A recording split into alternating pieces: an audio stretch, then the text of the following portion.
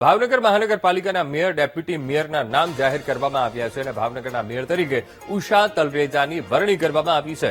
તો deputy mayor તરીકે અશોક બારૈયાને જવાબદારી સોંપવામાં આવી છે. તેમની નિમણૂક કરાઈ અને સ્ટેન્ડિંગ કમિટીના ચેરમેનનું પદ કિશન મહેતાને સોંપવામાં આવ્યું છે.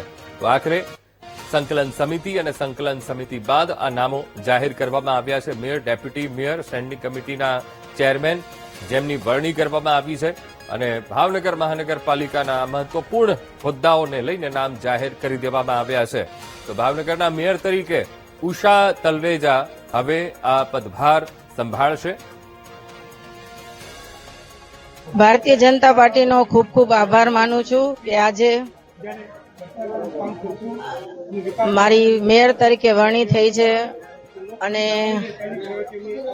ભવિષ્યમાં જે પણ વિકાસના કામો બાકી હશે તે પૂરા કરવાના પૂરા પ્રયત્નો કરશું.